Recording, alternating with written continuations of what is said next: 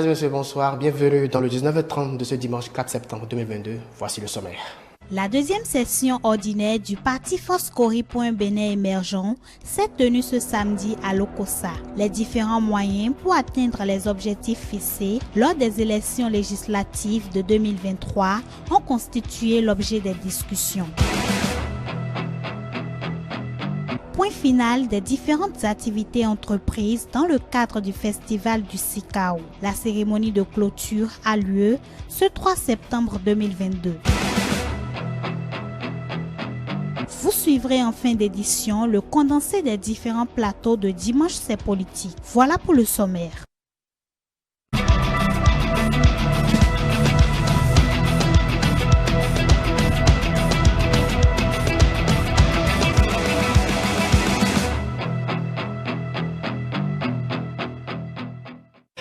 À nouveau, bonsoir. Le chef de l'État, lors de sa rencontre avec les entrepreneurs français, a abordé des questions relatives aux différentes réformes engagées depuis son arrivée au pouvoir. Il s'agit entre autres des conditions de vie et de travail des Béninois. Dans son adresse, Patrice Talon a expliqué les raisons qui l'ont poussé à exiger l'absence de grève dans certains domaines et à réduire les jours de grève au Bénin. Dans une interview accordée à nos confrères de RFI, quelques jours après, le nouveau directeur général de l'Organisation internationale du travail a fait savoir que cette décision du chef de l'État béninois fait reculer d'un pas le pays. Suivant. Le droit de grève de la Convention 87 sur la liberté d'association et du droit de grève et le droit à la négociation collective, à mon avis et avec respect, en 2022, l'interdit purement et simplement, je considère que c'est un pas en arrière. Il interdit dans certains secteurs et dans d'autres, c'est 2 jours par mois. Il est très important, J'ai vécu des grèves comme Premier ministre. Et je peux comprendre la difficulté, probablement même la frustration. Mais il n'y a rien qui remplace le dialogue social. Est-ce que ça va en contradiction avec les conventions qui ont été signées par le Bénin ? Et ça, il faut voir l'application du principe annoncé et les conventions ratifiées par le Bénin. Et vous savez très bien que l'OIT a ses mécanismes de contrôle. Et à chaque 5-6 ans, chaque pays doit faire un rapport sur la mise en œuvre des conventions qu'ils ont signées. Et je suis sûr que je ne pense pas que le Bénin veuille aller jusqu'à un point de se mettre en porte-à-faux avec les conventions internationales. Même actualité, le consultant politique Agapit Napoléon Maforican a réagi. On l'écoute. Écoutez, il faut rentrer un peu dans la philosophie présidentielle. Il a dit clairement qu'au Bénin, l'environnement du travail est serein, est calme. Il a décrit un peu les modifications, les changements. Il a expliqué qu'on ne peut pas faire la démocratie en occultant qu'on est un pays sous-développé.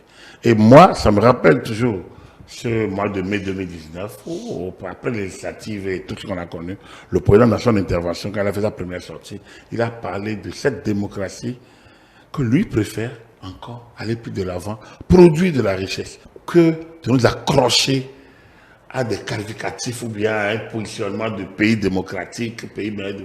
Il n'a pas renoncé aux options. Mais il dit, nous ne pouvons pas continuer à donner flanc à cette démocratie débridée que nous avons hérité et qui est source de notre sous-développement. Nous avons nos tares. Le Bénin a des limites. Le Béninois ou le Daomien d'hier, Béninois d'aujourd'hui a ses problèmes. On peut passer le temps à les régler. Et lui, de manière de les régler, c'est ce que le président est en train de faire. On dit qu'on ne fait pas le bonheur des gens sans leur volonté. À un moment donné, lorsque vous êtes élu président de la République, vous êtes parfois amené à faire leur bonheur parce que parfois ils peuvent trop dormir et oublier qu'il faut travailler pour produire la richesse. Il faut les réveiller à coups de fouet pour qu'ils soient compris, pour qu'ils comprennent qu'on ne peut pas consommer ce qu'on n'a pas produit. Je pense qu'on devrait pouvoir en être fiers et pouvoir épouser notre part de travail en disant c'est pour nous ceci, nous pouvons prendre ceci, nous devrons prendre ceci parce que c'est pour nous. Vous avez pensé que c'est pour la gloire du talent. Oui, sans doute, ça le suit, ça le poursuivra. C'est en son temps, par-delà tout. C'est pour sa gloire, oui, c'est sûr. Futur, mais pour le bien des Béninois aujourd'hui. Et ça, on ne doit pas l'oublier. Au chapitre des législatives, les élections prévues pour se tenir le 8 janvier 2023 s'annoncent à grand. Et dans l'objectif d'obtenir un assez grand nombre de sièges, le parti de l'opposition FCBE a tenu sa deuxième session ordinaire annuelle. C'était le samedi 3 septembre 2022 dans la ville de Lokossa. Une équipe de reportage de ETL Bénin y était. Voici son compte rendu. Le parti Force Kori pour un Bénin émergent a tenu ce 3 septembre 2022 à Lokossa sa deuxième session ordinaire annuelle. Objectif: se pencher sur les élections législatives du 8 janvier 2023 et définir les stratégies pour une victoire du parti. Paul Humpé, secrétaire exécutif national du parti FCBE et chef de file de l'opposition, a saisi l'occasion pour décrier les mauvaises conditions de vie des populations béninoises. La situation que vit le peuple et le folklore désolant qui s'observe de par la gouvernance actuelle prouve à suffisance le désarroi, la déconfiture et, pour emprunter à l'autre, déconstruction avancée de notre pays. C'est pour cela qu'il est prêt à sanctionner ces dirigeants qui le font souffrir. En tenant compte de cette sanction qui s'annonce inexorablement, aucune manœuvre ne peut détourner les résultats du vote sanction de janvier 2023. Ces résultats sont déjà prévisibles. Ils ne seront pas et ne pourront jamais être en faveur du camp d'en face. Akintola Mohamed Awali, coordonnateur national du mouvement de la jeunesse FCBE, fait le point des activités et échanges effectués au cours de cette deuxième session annuelle. Nous sommes sortis de cette assemblée-là en tant que représentants plus aguerris pour la marche ultime vers les législatives de 2023. Les différentes communications qui sont passées à l'occasion de cette assemblée générale. Je vais parler d'abord de la communication qui réveille et avertit les potentiels candidats du parti FCBE par rapport à comment se comporter sur le terrain, en public et en privé, lorsqu'il s'agit surtout des questions électorales, de la campagne électorale. Nous avons également discuté des éléments de langage pour harmoniser plus ou moins le discours sur le terrain. Car la ligne politique doit être unique, elle est d'ailleurs unique, mais il faudrait que dans l'implémentation, dans le contact avec les populations, que le son de cloche puisse être le même. Nous avons également parlé des possibilités, des pistes qui sont en train d'être envisagées pour l'union des forces de l'opposition pour les joutes électorales du janvier 2023. Faut-il le rappeler? Les Forces Kori pour un Bénin émergent font partie des 3 formations politiques ayant reçu le financement de la part de la Sénat le 8 août dernier. Financement comptant pour les 2 premiers trimestres de l'année 2022.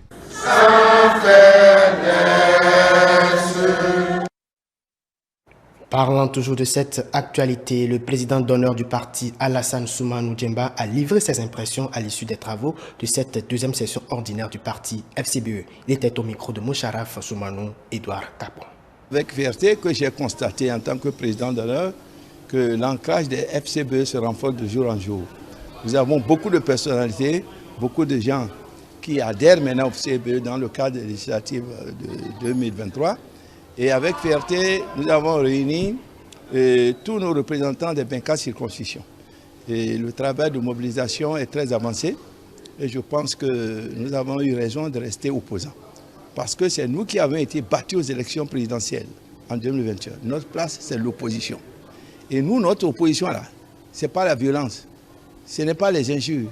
Notre opposition là, c'est de dire au président Patrice Talon qu'il est temps que la rupture aille dans le sens de la rupture avec les bas salaires. Parce que la démocratie est équilibre. Nous sommes alliés de la paix. Nous sommes alliés, par exemple, de la non-violence. Mais nous sommes partisans d'un parti qui doit aller à toutes les élections. Nous ne ferons pas la politique de chaises vides. L'Union progressiste et le renouveau continuent d'enregistrer de nouvelles adhésions. Ce samedi matin, 3 leaders de l'arrondissement de Godomé reposent désormais à l'ombre du Baobab dans la 6e circonscription électorale. À travers une cérémonie, ils se sont engagés à défendre désormais les couleurs du parti présidé par Joseph Djogbinou. Ruth Rundjo, Bonaventure Aloyon était de la partie. Voici le reportage.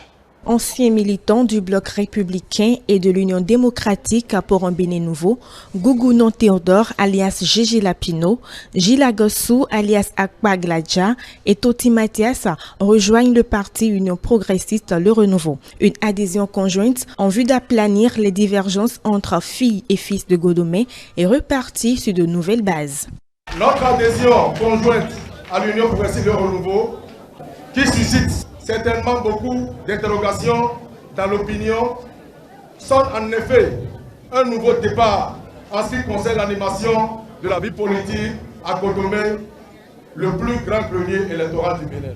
La désunion notée dans les luttes entre les filles et fils de Godomé, alimentée par les querelles politiques entre les leaders au sommet, a toujours été un frein pour l'amorce du développement effectif de l'arrondissement de Godomé. Nous avons décidé, après avoir rompu les amarres avec les anciennes formations politiques, de marquer l'histoire en fédérant désormais nos énergies, et ceci dans un même creuset politique pour parler d'une même voix et profiter de l'ambitieux programme d'action du gouvernement pour amorcer le développement effectif de notre cité commune. À travers cette adhésion, ils entendent rallier tout l'arrondissement de Godomé à la cause du parti pour une victoire écrasante au soir des législatives prochaines. Le défi imminent qui se dresse devant nous reste les prochaines législatives. Nous nous engageons à travailler inlassablement aux côtés des leaders du parti au niveau de l'arrondissement et de la commune et surtout de toute la 6e circonscription électorale pour sonner la grande mobilisation pour une victoire écrasante, soit du 8 janvier prochain. Selon Christelle Rondonoubo, directrice administrative de l'Union progressiste Le Renouveau, les ambitions nourries par ces nouveaux adhérents sont également celles de la formation politique. L'occasion a été pour elle de repréciser les principes régissant toute entrée à l'UP Le Renouveau. Nous faisons les adhésions. C'est beau que les gens nous rejoignent. C'est aussi vrai que les portes de l'Union progressiste restent ouvertes. Mais elles restent ouvertes, nous accueillons dans la discipline et conformément à nos tests. Nous allons gagner, pas parce que nous avons eu plus d'adhésions, mais nous allons gagner parce que les adhésions sont allées sur le terrain, ont travaillé sur le terrain, sont allées vers les citoyens, ont convaincu les citoyens de ce que nous offrons pour notre pays, pour l'avenir de nos enfants. Et nous nous rassurons de votre présence en vous disant bienvenue et que nous allons commencer au mieux le travail. L'acte posé par ces trois leaders de l'arrondissement de Godomé dans la 6e circonscription électorale a réjoui à plus d'un titre.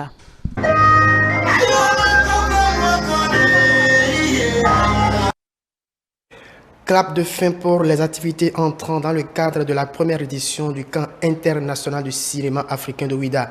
Démarré depuis le samedi 27 août, la cérémonie de clôture a eu lieu ce samedi 3 septembre 2022.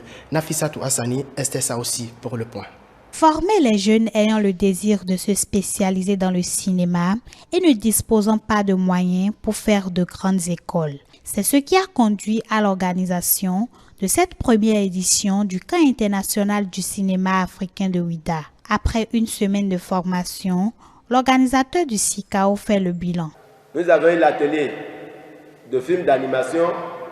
Nous avions aussi l'atelier de la rédaction, d'écriture de rédaction d'un scénario. Et enfin, l'atelier de cadrage et de lumière dont les jeunes ont bénéficié du savoir-faire, de l'expérience des aînés. Et à part ces trois ateliers, il y a eu des masterclass. Nous avions aussi l'atelier sur la gestion de la production. Et enfin, il y a eu le volet sport. Artiste, comédien, réalisateur et producteur, Anatovi Clément Serge donne les raisons qui empêchent le Bénin d'évoluer dans le 7e art et encourage les participants.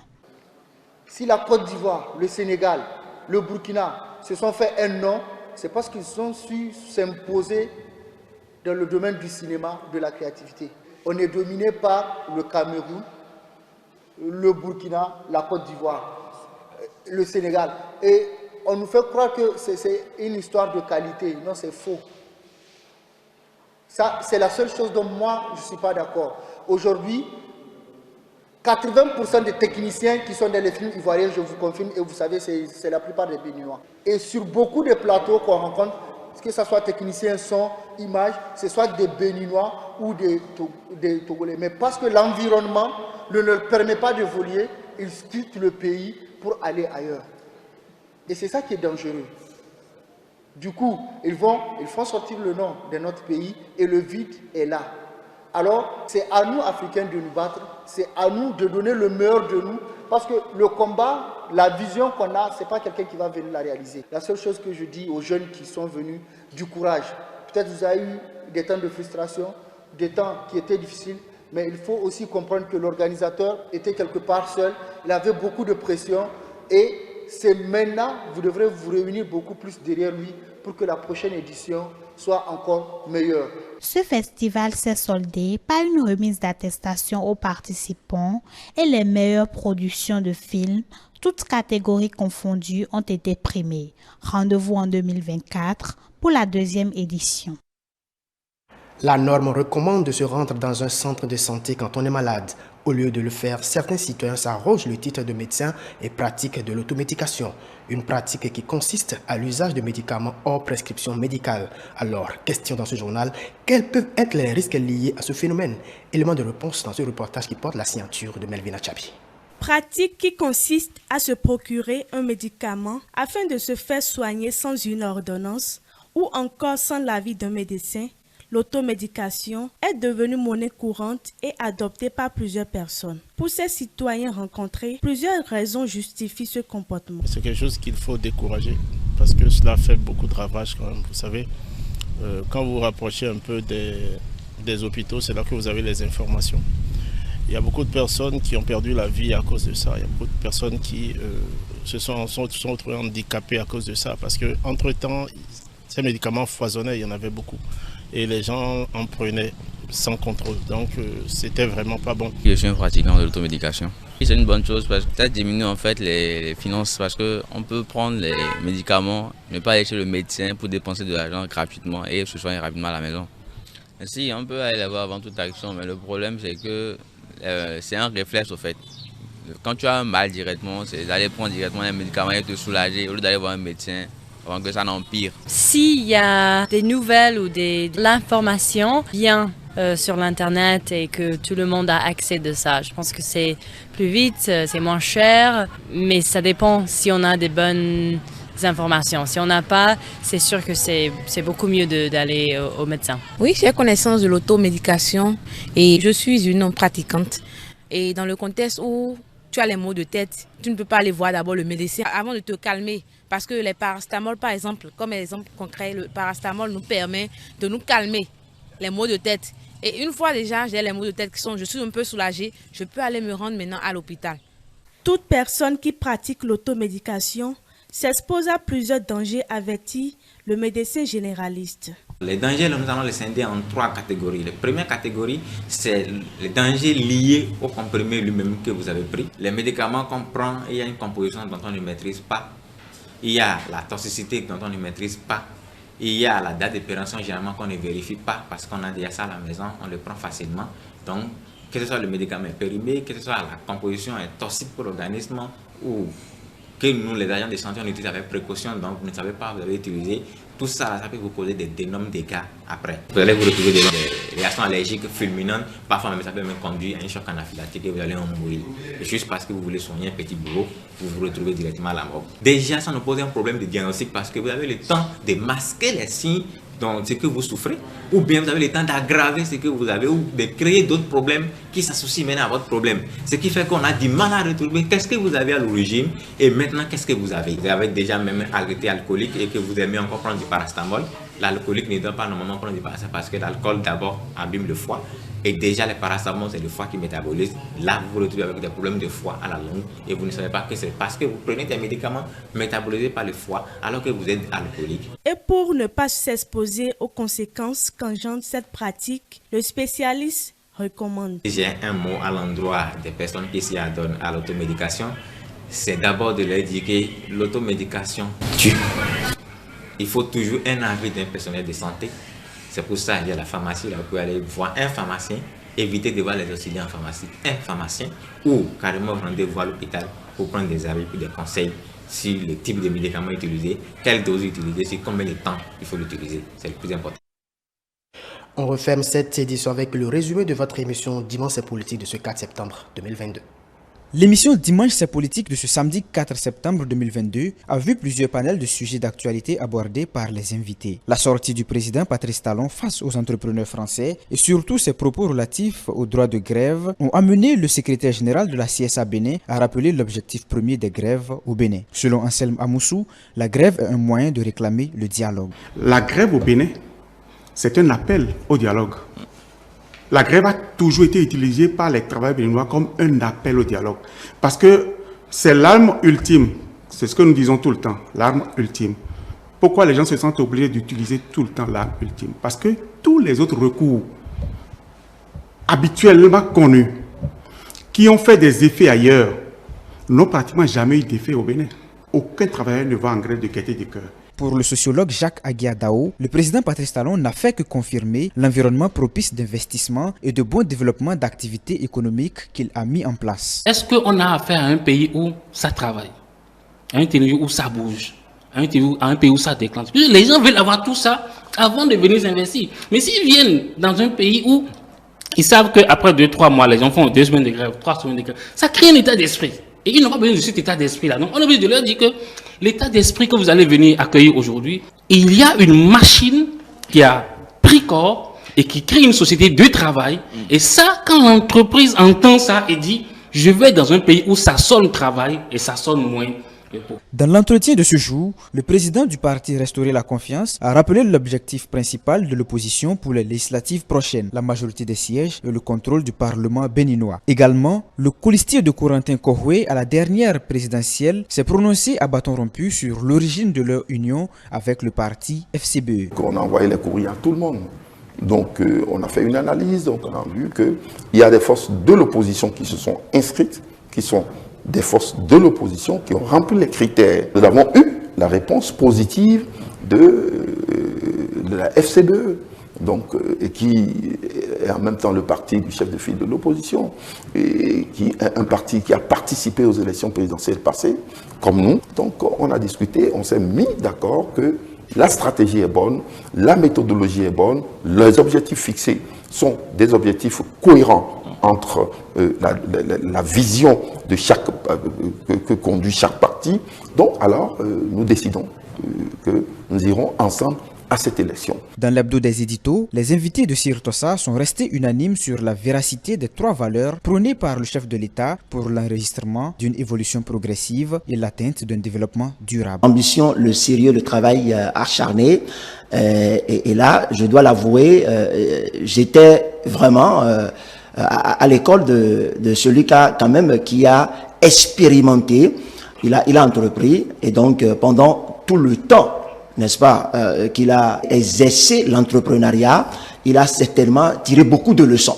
Quand on analyse de près l'ambition, effectivement sans l'ambition, hein, le sérieux, sans le sérieux, l'ambition ne pourra pas se concrétiser. Et maintenant, ce sérieux-là ne suffira pas parce qu'il faudra donc être persévérant et tout là. Donc, dit comme ça, oui. Faut-il le rappeler? Le président Patrice Talon était à Paris face aux entrepreneurs français en qualité d'invité d'honneur et son déplacement, selon le président du MEDEF, se justifie par la nécessité de mettre en place une nouvelle manière de coopération entre l'Europe. Tellement que nous mettons un terme à cette session d'information. Merci de nous avoir suivis. Vous pouvez nous suivre également sur l'ensemble de nos plateformes digitales, notre site internet www.etelebene.com, notre page Facebook ETélé en direct, notre compte Twitter ETélé Live, notre chaîne YouTube ETélé Bénin et en direct via notre application iOS et Android ETélé Bénin. ETélé avec vous, pour vous.